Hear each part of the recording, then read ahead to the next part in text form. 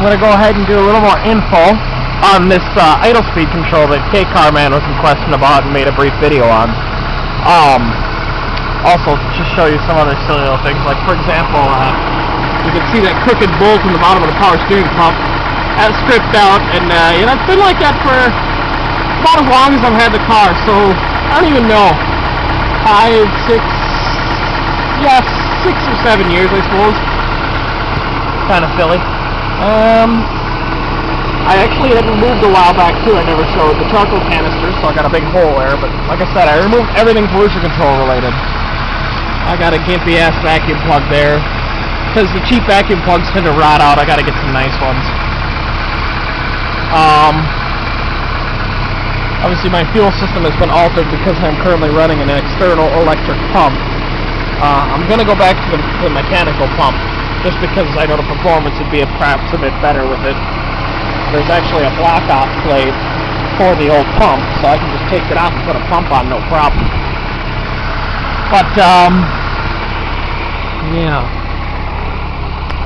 So I went ahead and removed the air cleaner. And Carbed was showing us this screw here, which is the high-speed throttle kicker. I'm sure the sound gets kind of crappy when that happens, but basically that is just to increase the idle speed when, per se, air conditioning's on, or some automatic cars might have used it. Personally, I've never had mine use them at all, ever. I don't know. I just hooked a wire into mine so that I could have it increase the idle when it was blood cold out until the engine got warmed up, so I didn't have to have my foot on the gas.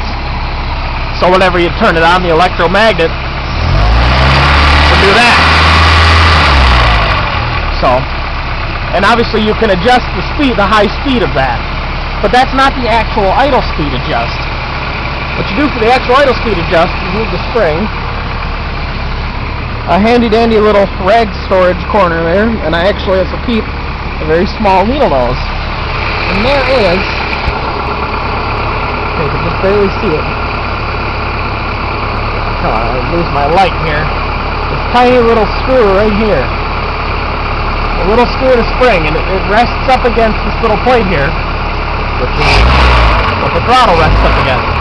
So to simply raise or lower the idle, because you can't get it straight, you just grab with the pliers and twist it.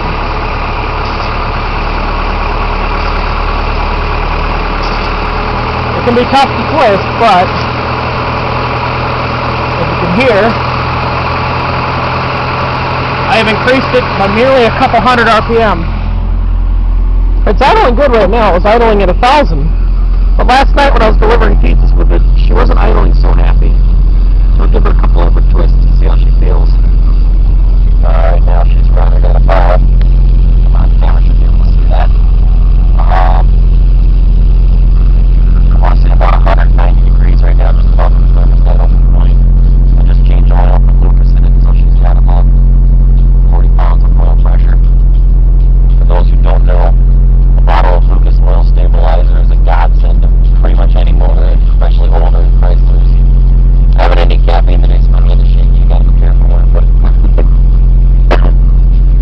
Yeah, so I just put 3.5 quarts of regular oil and a quart of Lucas in. It helps quiet up some of the noise. It was the first motor I ever rebuilt, so not exactly perfect. But yeah, once that's done, we'll just hook our return spring back on there. Put our little air box back on there. Amongst other wiring, I've got ground for the headlight and fog light on this side, ground for the headlight and fog light on that side. This is the wire for that high speed control. I simply cut it from the original part of the harness and ran it into the cab. I'd added an extra ground to the carb, but I don't think it really matters at this point. Pretty much all the electrical stuff you can run without on the carb.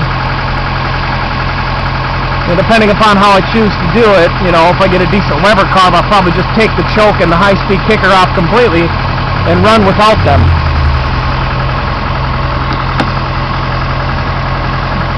I've only got 2 of the 3 wing nuts because I removed that bracket. Because like I said, I've got a different air cleaner during the summer.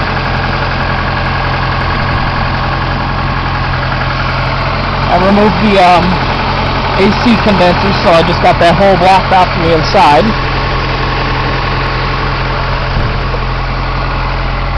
See, last but not least, we mustn't forget our silly little air hose, even a proper one, old squishy kind with a little clip. Of course, they're always crap, so a little bit of duct tape, but hey, why not? I put the plaque from my 87 on right next to my 84 in commemoration of that poor little car.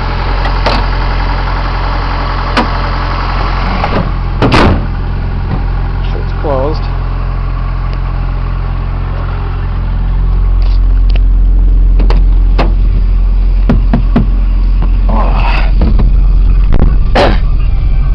So yeah, it's about that.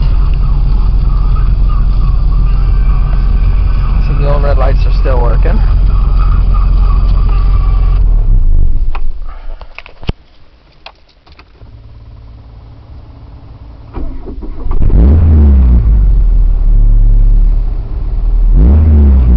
Vacuum gauge. Something fun that I had added too is this little switch here, which turns on the FM transmitter, which the wire is down here for like MP3 players or whatever. Just I need to stop the CD and go to 88.3. Grab out the old gender confused Nintendo DS. It's actually 3 DS's in one because of broken ghetto-ness. Go ahead and plug that bitch into there. Turn down about 80% volume.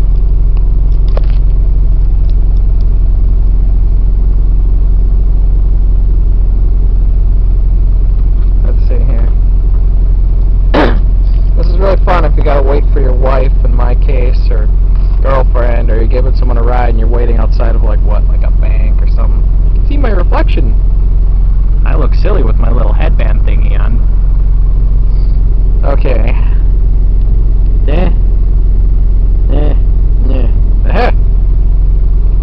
Intelligence has uncovered the location of the rogue nuclear So then you can have good sound. It's believed to be playing your shoes on the coast, approximately 30 clicks from your current position.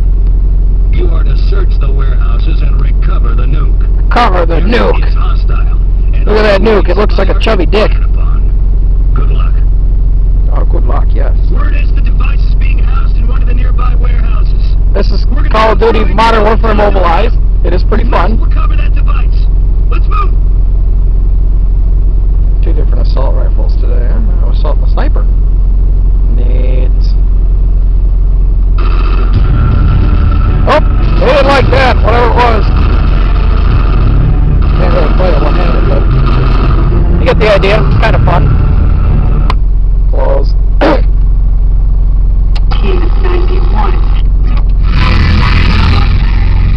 Those little FM transmitters sell for like $20 and they're pretty easy to install, so it's kind of fun, especially if you're running a stock Chrysler deck. Almost out of time here, so I guess we'll see you guys later.